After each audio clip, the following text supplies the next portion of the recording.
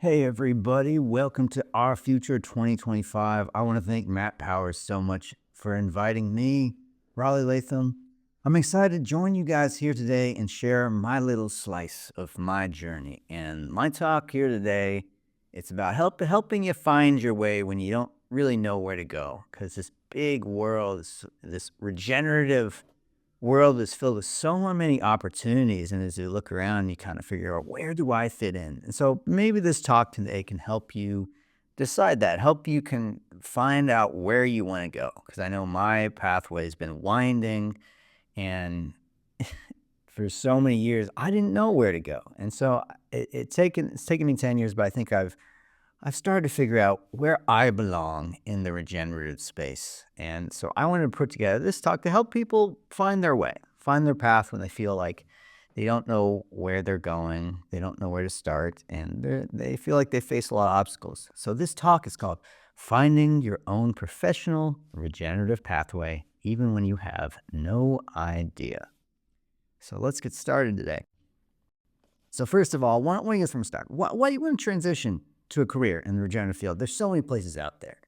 And especially if you're looking for clarity, there's so many careers out there where you can initially go to a training, get a certification, and then bam, you have a stable job. You know, even nurse practitioner, there's the medical field, there's engineering, there's army, there's all these fields where it's very clear pathway from training, schooling to career. However, a lot of us get into these careers and we feel it's not satisfying. We want to have an impact. We want to enjoy our work. And for all of us, this regenerative space is the way that we feel like we belong. It's our home. However, we're often stuck in fields that we don't feel like we don't belong there. You might have spent your whole life in tech. You might have spent your life in the medical field. But after, a decade, you may feel like you don't belong there or you're burnt out. And so we see these people in these spaces and we're like, how do I get into this? How do I match where I want to be with the values of what I want to work in? So, like a lot of us who want to transition are just kind of stuck in careers that aren't making us happy, and we want to feel like we want out. And even if you are in this space, you may even want to transition within it because you may not be compensated or be paid well. You may be feeling like you're stuck at the bottom of the rung. And especially a lot of us in this regenerative space, even here we want to transition because we want to find different pathways to find a space where we're paid well for our time. And you want to be good. You could be on this in your own job, or you can be in a regenerative space and you can be on a place where you feel like you're not good. You feel like you're not good at it. You may not be good at technology. You may be great at technology, but not enough practical skill. But we want to transition to a place where we feel good, we're mastering it, and we're well compensated. And most importantly, we want to know that we're having a positive impact on this work through this work, because that's why we're getting it through the first place. You're getting into regeneration because you love the earth, you love the soil, you love water, you love feeding people. And so we want to get into a regenerative career because we know it's where we belong. So hopefully this can help show you ways to get in. It's kind of about my journey of how I got in, but it's also about getting through obstacles that you may see that help keep you from getting in. So here's some challenges. You're at the start. You may want to get into a regenerative career path, and especially when to transition into one. But there's so many obstacles and so many fears that you look at and you're like, oh, I don't know if I could do this. Might as well give up. Might as well do nothing because there's a lot in my way. And I want to say, everybody has these. It's totally common. And it's worth looking at them as a common fear to be like, no, this is just a fear. This is an obstacle I face, but you can move through this. So number one, a lot of people start and there's too many choices. I know I totally felt this at the start. You do something like a PDC or an online course. You're like, where do I start? Where do I go? Do I choose water? Do I choose soil? Do I choose rewilding? Do I choose holistic grazing? I don't know where to go. But this is super common because, I almost feel like a FOMO sadness because there's so many cool things. But it's important to start because you start on one thing and it will inevitably lead to the other. You don't automatically have to commit to one path for 40 years. There's always a flow between those different pathways. And it's common to feel like you're going to sacrifice one love for another, but that ends up not really being the case because a lot of these flow together.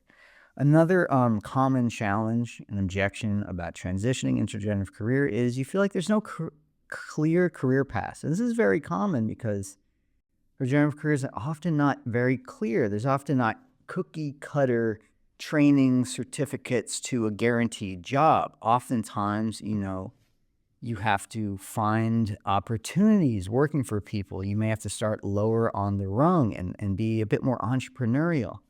Now there are schools that offer a bit more of a clear path, but it's still an emerging field and it often lacks very clear professional pathways. So that's one obstacle a lot of people have. Also, you might feel like you're too old. This is very common. If you're starting in your 30s or your 40s, you're like, gosh, these awesome farmers like Joel Salatin or Sepp Holzer started in their teens. Where can I start? But this is common. The cool thing about this is even if you're old, people who start out can do amazing things. And there's so many stories of people who got started in their 60s who ended up being incredible regenerative professionals. And it's often those are the next one. You feel like there's not enough time. It's your brain saying it's too late to start. There's just not enough time, my week, my year, I'm engaged. Yeah, in a profession, I've got a family, and, we're going to move through this. This is a very common obstacle, but everybody faces it, and there's ways out. Big one, feel like you're doing this alone. How common is this? You're doing this, you do an online course, but you're like, I'm just the one person. My friends don't like talking about regenerative agriculture, don't like talking about soil or permaculture or ecology and water. You feel isolated. And this is a common place to start, but you're not going to be here for long, especially if you move on some of the advice we're going to talk about. And of course, you may be at a place where you don't have the money. You're starting out, you want to transition to a regenerative career, but you just don't have a runway of capital, equipment, experience, or clients. These all together are very common obstacles and challenges of transitioning into a regenerative career. But the good news is you can do things on all of these to move through the objection zone into a place where you feel like you have a nice runway and you feel excited. So before we go into all of these, let me show a bit about my journey. Let's put the focus back on me. No, but we'll get to those common obstacles. But anyway, I was reflected back because I, like a lot of people, have a very circuitous journey into the regenerative space. I kind of still feel sometimes like, why do I belong here? Why am I on Matt Powers' panel? And I'm not Ray Arculeta. I'm not Joel Salatin or Sepp Holzer or Lane Ingham. I'm not these cool people. And yet I've wanted to be in this space ever since I was, in my 20s. And so the way it started out for me was I was really concerned about the climate crisis in college. And I knew, even if I make $1 billion, it's going to be total garbage. My life will not make sense unless I have some impact on the climate crisis in my work and the career. So it really created an obsession with me to do something, find a way that my life can have an impact. And so it led me to permaculture, where I was stoked to find that, wow, we can have an impact on this world. We can regenerate it. Like so many of you, that's the way you found the end. And, then she ended up meeting Sepp Holzer, working with Zach Weiss at Elemental Ecosystems and Water Stories. I made films and documentaries about these things and learning about especially two things, the soil food web and the new water paradigm really changed my brain because it showed me that we can have such a beneficial impact working with soil and water together to regenerate ecosystems. This led me to my niche kind of in the ecological marketing, the filmmaking field, to co-found 3 online ecology schools. What are they for? There's Sustainable Design Masterclass, Soil Food Web with Dr. Raleigh Latham, and Water Stories with Zach Weiss. And the new one we're starting, the Compost Academy, launching 2025, which we'll talk about a bit later. Anywho, to refresh, all the way back, like many of you, you're concerned about the climate crisis, but what do we do? Where do you start? For me, I was freaked out learning in college about Arctic permafrost because I was like, no, you think the governments are doing nothing. Where do I fit in? So my journey was I took my film school I had in high school and through college and put it on all these nonprofits, Sierra Club, solar panel companies. And though they're doing good things, it didn't really feel like they were making an impact. As an intern, a lot of these places, you can make films and for years and years, but you can kind of be taken advantage of and feel like you don't make an impact. So after 2 or 3 years of doing this, I felt like this is not the place I belong. I'm not seeing any change on the ground. I feel like I'm a tiny drop in the ocean. So I felt lost. But luckily I discovered permaculture like all of you. Like this is back in 2012. I saw a Jeff Lawton video and I was mind blown. Whoa. A universe opened up of all the amazing possibilities we could do to restore our world. And so it led me straight to a PDC in New Zealand where, 2 weeks of amazing learning about all these concepts, seeing the lens of permaculture design to see our way out of ecological problems. So we'll look at every landscape with the new eyes to capture water and plant food forests and trees. Led me to an apprenticeship where I'd worked on farms, learned about the impact that permaculture and regenerative agriculture had on our health. And you restore soil health, you restore gut health. These things work so together. And so this all just fit together and it was so beautiful. And so after that year of learning about permaculture, I returned home. But after these amazing inspiration, that I was kind of confused because I didn't see any clear pathways into this. There was no set grad school that immediately led to a regenerative ag consulting job or like holistic agriculture intern and then professional career salary for 60 to 80K. These things didn't really exist, especially not 10 years ago. So I was just kind of wandering around and trying to find the place I belong. I worked at a biochar company and did biochar sales. I did a holistic grazing internship over a summer. I worked part-time as a permaculture design and landscaper, but none of these things felt like I fit. They didn't feel like I found my place. So I just kind of kept wandering. This went on for a few years.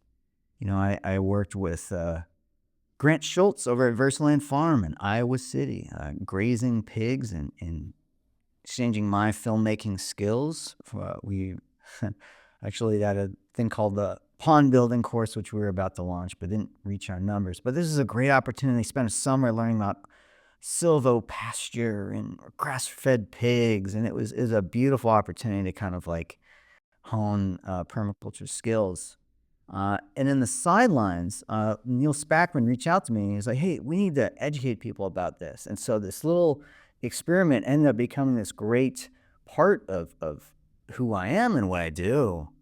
Sustainable Design Masterclass. We did webinars once a month, sometimes a few times a week and a few times a month. And it just snowballed. We created this big online community. A lot of people have came to Water Stories and Soul Food Web School and Matt Powers through these webinars we did. And we've been doing this since 2016. And this kind of became an in about education and a niche about what I do.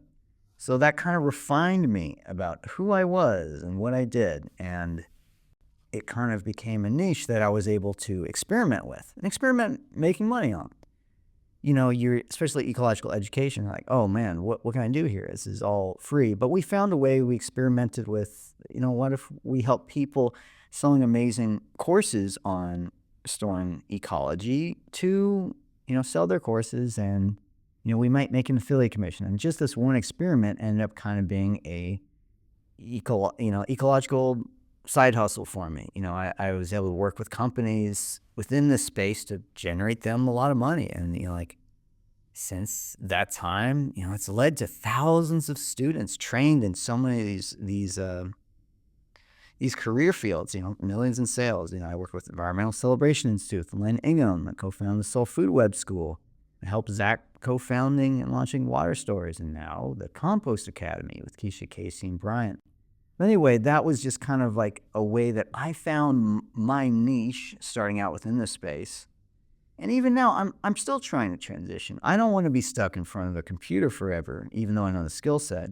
So I'm always trying to move towards the place I want to be, which is me. It's working with soil and water. I want to be composting. I want to be a professional soil consultant and composter and help build water retention earthworks. And so I'm moving towards that. And even though my niche is more on the ecological marketing and filmmaking side, I'm trying to build my professional skill set to where that's where I'm sought after as a professional. So the way that I'm transitioning is, it's creating professional partnerships for building skills. So this is the way I've done it in the past, and this is what I continue to do. I exchange my professional skill set to gain skills directly from the mentors I want to learn from. And this allows me to go try different roles. And if you do this, you'll try different roles to refine your niche and your focus and, to find what you're good at, find what you want to do more of. Because some things you might be really weak in and it's important and you got to build up your skill set. And some things you're just naturally gifted at and you'll just build up on that and just pile onto it and you'll get really good at it. So for me, a lot of this professional skill exchange, that was Zach Weiss. I was a filmmaker, always been a freelance filmmaker. He had a workshop with SEP, so I went there and filmed them. Captured the whole course. It was a great experience. And so I kept working with him year after year to help build up films to help his business Elemental Ecosystem, which then fed into the new business Water Story. So in exchange for this filmmaking help, I got to go on his projects, help him build ponds, help him build hugel beds. And that was this great, exciting opportunity to get my hands dirty, get this skill set that I wouldn't have felt like I would have got otherwise, especially not having the background in earthworks or regenerative design. So, also, trying to expand my skill set, going on workshops like Quivera Coalition, which was like doing check dams and regenerative waterway structure building. And these are great opportunities to just build skill set. A lot of these, they started low pay or they were volunteering. And yet the skill building you got out of them might be the equivalent of what you would put thousands of dollars into a workshop on. So all these things were totally worth it, exchanging my skills in exchange for the skills I got working with these professionals. So, what it came from that professionally, we ended up starting all of these films, working with Zach since 2014. We ended up starting Water Stories together. This has ran since 2022. It's an online platform that's trained hundreds of practitioners now about water cycle restoration. And what's so cool is a lot of them started out just like us, people from a tech background, people who are farmers but might be older, people who live in an urban space, but they all want to learn how they can impact the water cycle. And so we decided to start this platform to show people how to do that. So we're giving people practical and online training about how they can restore waterways and restore the water cycle. So that's been kind of my professional niche that I've transitioned to from that very beginning of when I was just looking around. And so another journey, here's another case study about how to create a professional soil career while stuck in a city. So let's go back to 2020. I really wanted to work in soil. I helped in co-founding the Soil Food Web School, but I was still just a theory cripple. All I did was help make the videos, and yet I wasn't the one making the compost. I wasn't the one looking under the microscope and doing trials to restore biology. It was always other people doing it, and that made me feel like, no, this is unacceptable. I want to be the one with this knowledge. I want to have the practical experience. So I decided to start from scratch. I wanted to build practical experience doing soil consulting and composting. So, starting out, I had the same objections. Oh, I'm too old. I don't have enough experience. I don't have enough money to do this. I don't have enough time. But I wanted to do it anyway. So I worked with Javin Bernankovich.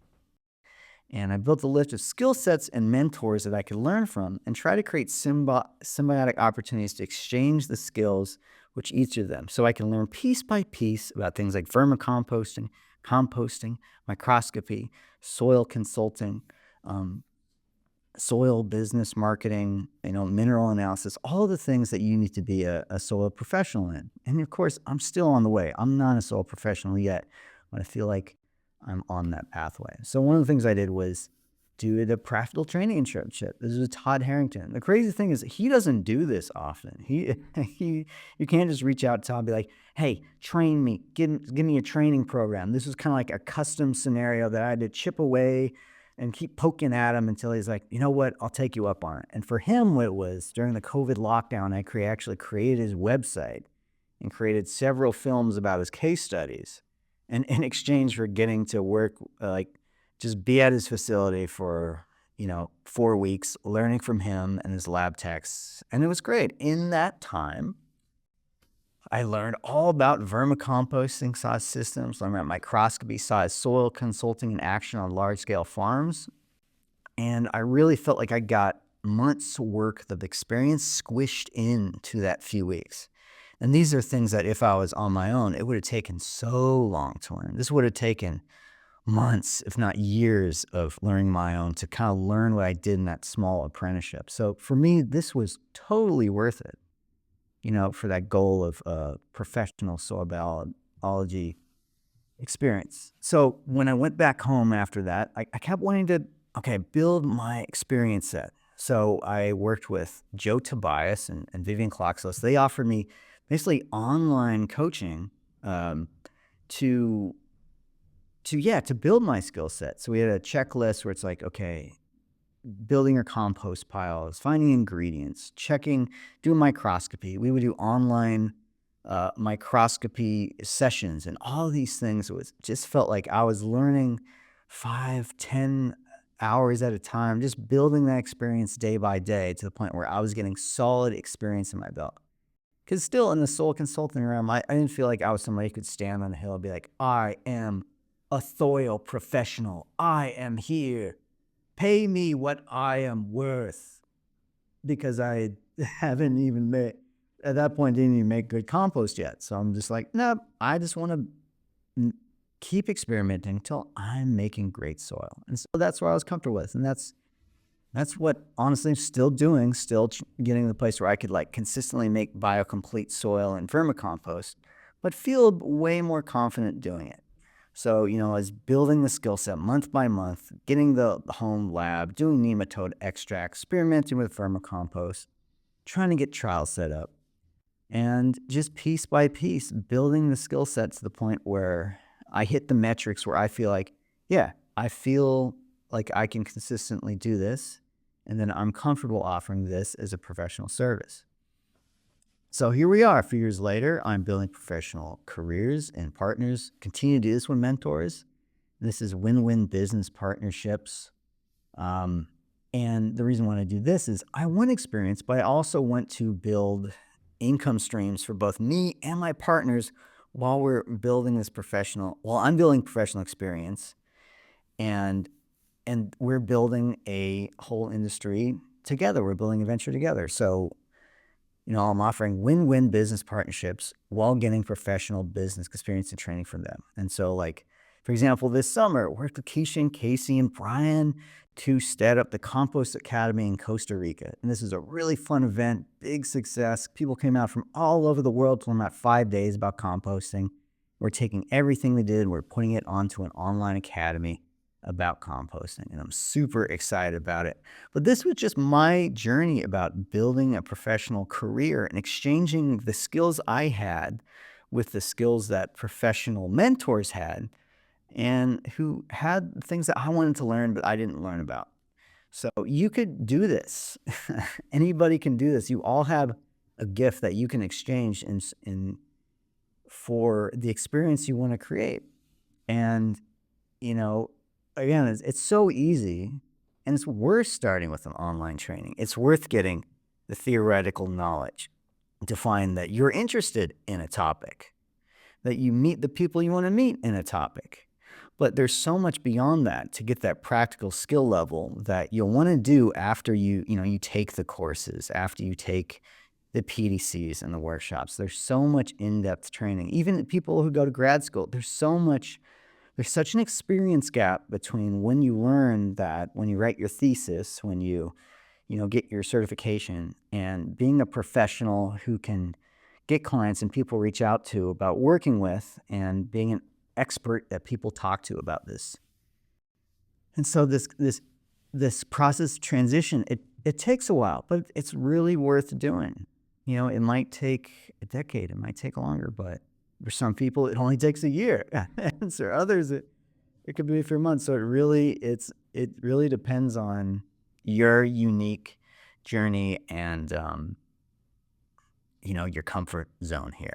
But anyway, so here are some tips, some expert tips on ways to transition and gain experience in your regenerative career, especially when you're trying to transition from a career you don't want to be in to one you want to be in, or trying to move within the regenerative career. Number one, find the people that you like working with. This is number two.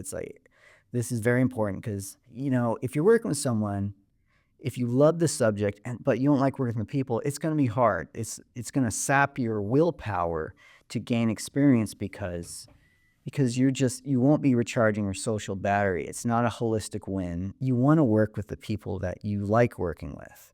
And that's a super important thing I've worked with, because if you work under someone that drains you and makes you feel bad and makes you feel terrible, you're not going to be excited about that career. It's going to feel like a martyrdom to gain a skill set. So try to find the people that you like working with, number one.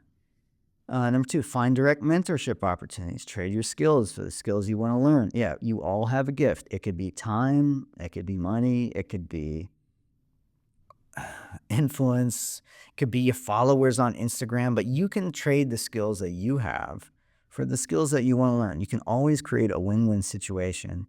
Just search your brain and really ask people that you want to work with, like, hey, what's an opportunity that we could do a win-win? And even if you don't find that one mentor you want, let's say you have I want to work with the Seth Potzer, I want to work with the Zach Wise, the Elaine Ingham, and they're just too busy or they say no, don't worry about it. There's still so many students, so many other professionals that they train that totally would need your help. There's people who have decades of experience, and yet they don't have a big online presence, and they may want that in exchange for going to learn about them, about composting or earthworks. And especially when you get into this, you want to create symbiotic opportunities that create win-win scenarios for both you and your mentor. Think about professional partnerships, this is running products, events, workshops, affiliates, anything you can do that if you create something together, you both win from, you both profit of. You could put on a workshop with your mentor where you both get a cut of the profit. Same thing with an online course. Same thing with a webinar. For example, Todd, I helped him start an online consulting funnel that's still getting clients. All these things that you can take your skill set, create a partnership that gives to you both for years, if not decades, and it will create a good relationship that will create an ongoing skill exchange. And when you're getting established, a lot of people don't do this enough. It's just create events, create a presence for yourself, create free events, online media that shows your passion and skill sets. For me, I've done this a lot through webinars. I've given talks about things like soil and water cycle restoration, and all these skills. They bring in people that are really concerned about these topics, and they see you as an expert. Even when you're building skills, they see you as someone that knows what they talk about. And so when you build up your skills, you can do these things, and instantly you have a client base. And yeah, that's the next point. Get new potential clients through these events. You put on events, workshops, talks, and quickly new potential clients will be coming in and wanting to work with you. And while you're doing this, definitely track your skills. I work with Javin Brankovic to create a Docum skill sheet, and it tracks where am I moving in my skill set. Let's say you're want to be a earthwork professional in water cycle restoration. How am I doing in excavator operation? How am I doing in doing laser level surveys and spillways and just soil? How am I doing in composting and material collection and microscopy? Track the skills that are key in each of your chosen fields for the place where you feel like I'm good, I got this, I feel professional, I'm building my skills. And finally, when you're starting to get new clients, when you're starting out, just be willing to work for cheaper until you build up your professional portfolio of success stories and happy clients. And, then once you get that portfolio, and it may not take long, especially if you're working cheap, Then you can really raise the prices to the places where you know you're professional. You may start out close to minimum wage, if not nothing, but you're suddenly professional in the space of soil or water, then, oh yeah, I am worth $150 an hour. Oh, okay. Because I have the experience to back that up and I have the proven track record of success stories. And so you can quickly, well, who knows it's quickly, but you can move from the place where you're doing low paid work to the work that you feel like you're justifiably should get paid for. And a big thing about this, you need to learn to share and market your work or partner with others that are willing to do that for you. Because if you do this amazing work and don't share it to anybody, you're in a void. And, so many amazing experts, they're kind of doing this because they build so many amazing experience and case studies over decades, but they really feel awkward about sharing that or doing self-promotion or marketing. You need to learn how to break through it because you have a story to tell and you're important. And if you want to get recognized and establish yourself in a regenerative career, you got to learn how to share your story. And there is imposter syndrome, and we all feel that. And justifiably so too. If you have absolutely no experience, you shouldn't be saying like, "Oh, I'm a hotshot expert because I use AI to create fake images of the stuff I want to create." Like, that's not cool. But definitely want to share your work. You want to learn about basic marketing to show that you are a professional in the career you want to transition into. All right, so back to those obstacles from the start, from the very start. So go back to the place where you feel like, I can't do this because there's too many obstacles in my way. No, let's blow through those. So there's no clear career paths. There's not a set program which leads to guaranteed income. Well, they may not actually be the case. Find the people you work with who have the career that you might want in the field you want, and work or volunteer from the bit. Find out how much they get paid, and you can try these on. Try on the work, and you might feel that you don't like the work. Great, then you can move on, and you can really feel like what is the demand in that area. And there's organizations like Quivero, especially now, there's even grad school programs which offer a way more direct career path. Programs like Water Stories and water cycle restoration, if you build that skill set, they do show you how to get clients. So these things exist, especially now versus 15 years ago, that you can have a more clear pathway into a professional work, especially when you're transitioning. Okay, feel like you're too old. This is probably a very common one because a lot of people don't discover this until their 20s and 30s. A lot of us didn't grow up on a farm or where had land or have like encouragement to do this. But even older people can find success on this path. I look at amazing stars like Valerie Gordon of Cuenca Los Ojos and Elaine Ingham. They really didn't get the recognition as an expert until their 40s and 60s.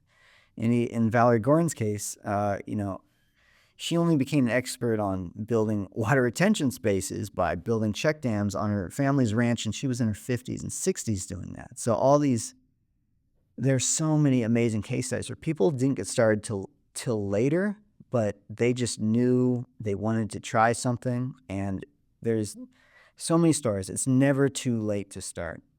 It's never too late. And even if you're too old, you might have another resource. You may not have a lot of time freedom, but you might have more resources. You may not have like decades to train, but you may have land. You may have way more connections. You may have an advantage by your age and space that somebody who is really young might not have. And another really important one, if you feel like you don't have enough time, especially if you have a family, if you're already in a career, you're in debt, all these things exist and they're valid, but hours build up. And hours are experience. You want to build up your professional skill set, and you can only really do that hour by hour and tracking in weeks and weeks until you can plan away from the work that you don't want to do to the work you want to do.